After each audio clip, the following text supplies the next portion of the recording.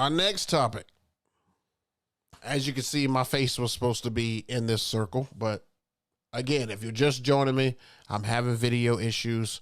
So please, if you can hear the sound of my voice, just take it as that, because we're going to be talking about some stuff and keeping the visuals going. You know, we're going to try to keep the visuals going. So the next thing I want to talk to you guys about is about DJ's momentum. And this is the momentum and stuff at a gig. All right. So at an actual function and the things that can actually derail your momentum. And this is important because I've had this happen way too often. You know, I'll get out and I'll have a couple of parties where it's a little struggle to get people out on the dance floor. And then I finally get people out on the dance floor and I'm hitting a great groove and I'm building dance floor momentum. And then all of a sudden, somebody comes over and makes a silly request and won't leave you alone about it. And then they want to change the momentum. I am telling you right now, it is a dance floor killer. I've had it more often than none, and they literally will not leave you alone. So here's a couple things that I suggest you do. And you can take them and you can use them, or you could shut them and say, nah, that's not going to work.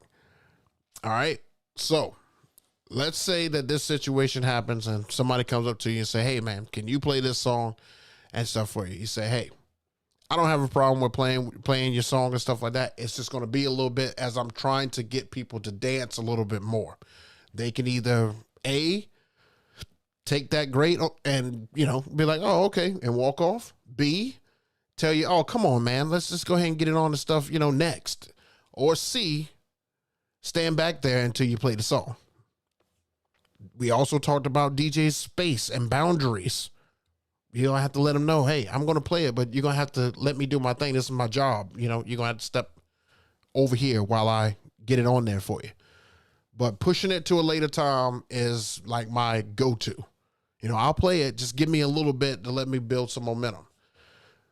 The next situation that comes up is the person that holds the phone and stuff up and says, play this. And they keep telling you, or they pull this number that happened this past weekend. They keep telling individual guests to come up to you and play it.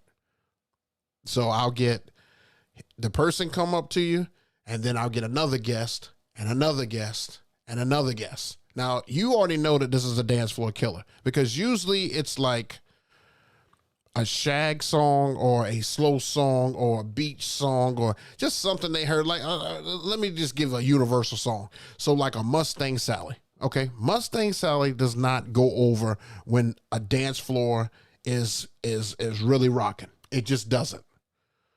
It doesn't. It will cater to one group of people and that's it, but it will not keep a dance floor packed. But that's the song that they want to hear. So what you do is, and this is my second trick, is I'll play a slow song, you know, eventually. And, you know, when I think it's time to bring down the BPMs a little bit, I'll play a slow song.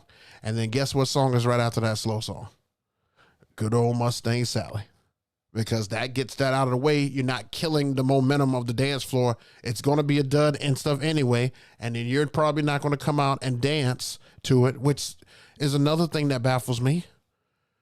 Why do you ask for a song and then you sit on the sideline and you don't dance? Why even ask for it? I'm going to make a whole segment on that, because that is, to me, that's unacceptable. That means that you don't get any more requests. You just don't. The answer will be no if you come back up again.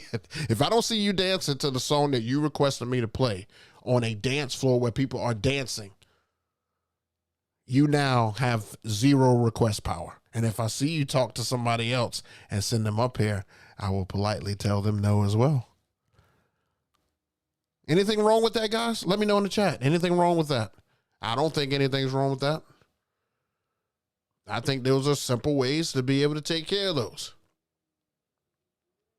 And then the last way is, well, you know, I don't encourage this one because I don't encourage you to lie to them, but the last way is I don't have the song, or, oh, it just evaded me. The last thing It's well, we'll just go with I don't have the song. I'm sorry, I don't have that song. You could say that. That is an easy way to get somebody to turn right around. But you know what they're going to do next? They're going to be like, oh, well, you don't have that song. Well, let me scroll down on my Spotify list and see if you play something else from my Spotify list.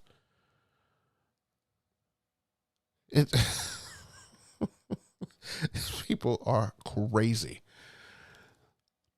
So that is how to avoid getting the momentum taken away from your dance floor. Now let's talk about how to build it. So you got a crowd who may not be dancers and stuff initially. So what you got to do is you got to find you got to have a folder. Okay. And every DJ should have this folder. You've got to have a folder that is dedicated to females. Okay. One thing that I will tell you is that if you want to get a dance floor going, you have to attack the females first. Not, and let me not use the word attack because I don't want that to sound bad when I'm playing this back, but you have to go after the women. The women will bring the men. Women dance with other women. Women dance with older women. Women dance in general. And if you can keep women or get women going, your dance floor will be successful. It always is. I have noticed that time after time after time when I've had some duds. When I'm having a dud of a dance floor, I know that attacking, I keep saying attacking, going after the women allows me to be able to start building on that momentum. Do you think that with these proms and stuff coming up that I'm not going to go after the women's songs first or the girls' songs first? Because if girls are up jumping, dancing, singing and stuff like that, guys will be standing there wishing that they can dance with them. And then as soon as I play a song that they dance to, that's when the guys come out. It works in almost every situation, whether it be a family thing, you know, whether it be a wedding, whether it be a school event, it works almost every time. You've got to cater to women. You've got to cater to women, and you will have your best dance floors once women start dancing. Because what do women do when they're on there by themselves? They start, oh, come on, you guys come on. They're inviting people to the dance floor. That is your biggest ally to get women and stuff on the dance floor, and that is the best way to build momentum on the dance floor. So make sure you guys have a crate or a folder available that is just catered to women.